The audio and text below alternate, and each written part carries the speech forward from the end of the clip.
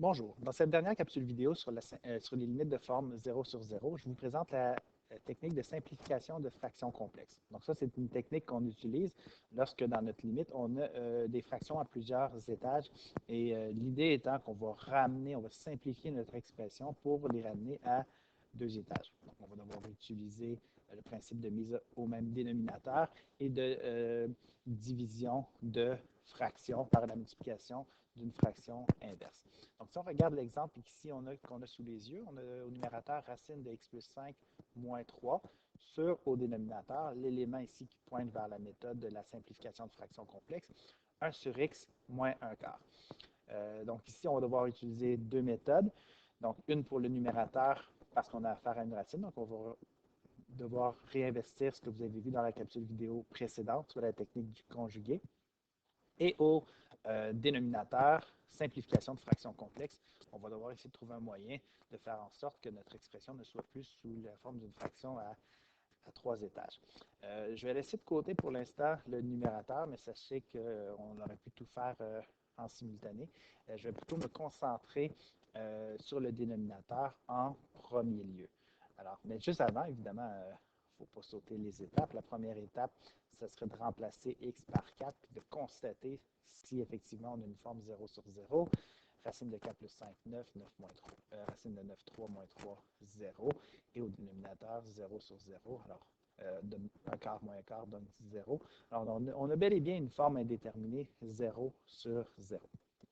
Donc, tel que je mentionnais précédemment, pour l'instant, je vais laisser mon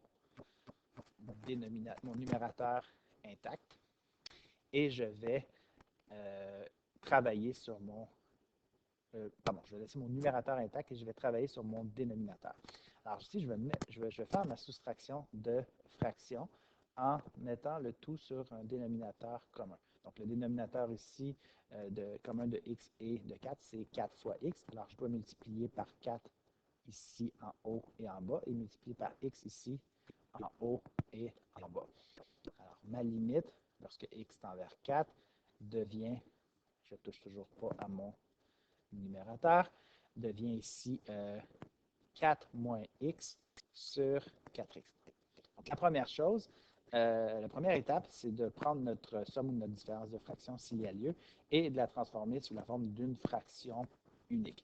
Et ensuite, donc on se retrouve avec là vraiment une fraction à trois étages. Et je vous rappelle quelques règles avec des fractions à plus de deux étages. Donc si on a par exemple a sur b sur c sur d, donc ça va donner a sur b fois l'inverse de la fraction au dénominateur, c'est-à-dire d sur c. Donc c'est ce qui va se passer ici.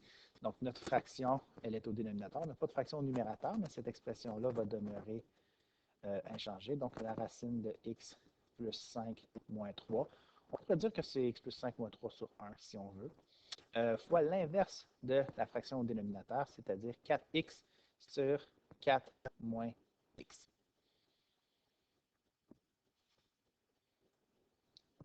Donc maintenant, on va ramener tout ça sous la forme d'une seule fraction. Donc multiplication de fractions, on va juste les rassembler côte à côte. Alors, on peut l'écrire de cette manière-là. On pourrait mettre le 4x en premier, quoique ça n'a pas vraiment d'importance, sur la racine de x plus 5 moins 3. Et au dénominateur, on a 4 moins x. Alors maintenant que j'ai ramené tout ça à deux étages, j'ai un peu réglé le problème initial de ma fraction complexe. Maintenant, je vais m'attarder à mon expression qui contient une racine et j'en profite pour faire un rappel de la technique du conjugué. Pour appliquer la technique du conjugué ici, donc cette fois, ma racine, comparativement à l'exemple de ma troisième capsule vidéo, ma racine, elle est située au numérateur. Je vais appliquer mon conjugué au numérateur et conséquemment, évidemment, il y aura un effet sur le dénominateur. Donc, le conjugué, en passant ici, il y a juste un terme qui change un signe, pardon, qui change lorsqu'on créer notre conjugué. Donc ici, la racine de x plus 5, là, ça c'est une seule expression, là, ça demeure inchangé. Donc ne faites pas l'erreur de changer le signe dans la racine. Le signe qui change, c'est celui entre la racine et le 3. Donc, racine de x plus 5 moins 3, son conjugué, c'est racine de x plus 5 plus 3. Et pour maintenir mon égalité, donc, je dois multiplier aussi en bas mon dénominateur par racine de x plus 5 plus 3. Alors, toujours dans ma limite, donc là, j'ai 4x. Là, comme ma racine est au numérateur, c'est au numérateur que je vais développer mon produit de mon expression fois son conjugué. Donc, racine de x plus 5 fois racine de x plus 5, ça donne x plus 5.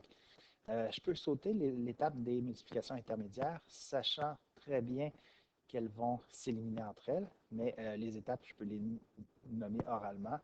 Racine de x plus 5 fois 3, moins 3 fois racine de x plus 5. Donc, tout ça s'élimine pour ne laisser que la dernière multiplication, moins 3 fois 3, c'est-à-dire moins 9.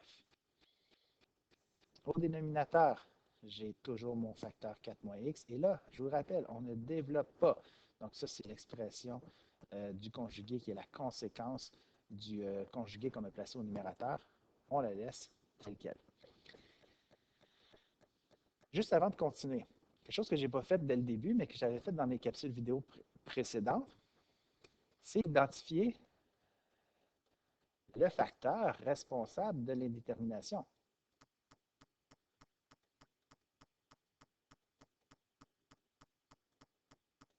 Quel est-il ici? Donc, ma forme 0 sur 0, elle est atteinte lorsque x tend vers 4. Mais le facteur, c'est x moins 4.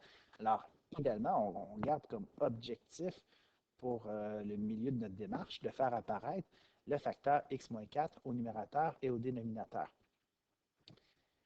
Au numérateur, ici, ben, on a la limite lorsque x tend vers 4.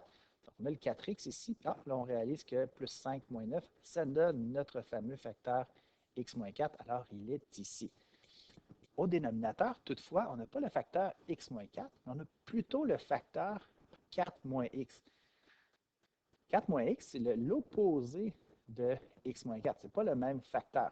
En fait, c'est 4 moins x. Je vais juste l'écrire ici. Donc, si on fait juste changer l'ordre, c'est moins x plus 4. Et si on met le moins en évidence, on réalise que c'est moins x moins 4. Donc, 4 moins x, c'est moins le facteur x moins 4, donc c'est son opposé.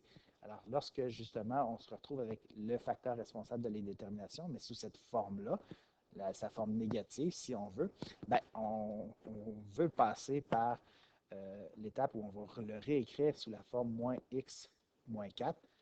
Et là, comme je le mentionnais précédemment, la partie avec le conjugué obtenu dans les étapes précédentes, on le laisse tel quel. Alors là, on a notre facteur x-4 au numérateur et au dénominateur. On les biffe. Et on se retrouve avec l'expression limite lorsque x tend vers 4 de, donc numérateur, il me reste 4x. Au dénominateur, il me reste mon moins, fois racine de x plus 5 plus 3. Là, on va remplacer x par 4. On va tenir 4 fois 4 sur moins racine de 4 plus 5 plus 3. Donc, on a 16 au numérateur et au dénominateur, racine de 4 plus 5, racine de 9, 3, plus 3, 6. Donc, sur moins 6, on peut simplifier cette fraction, ramener notre moins au numérateur et obtenir moins 8 tiers. Voilà.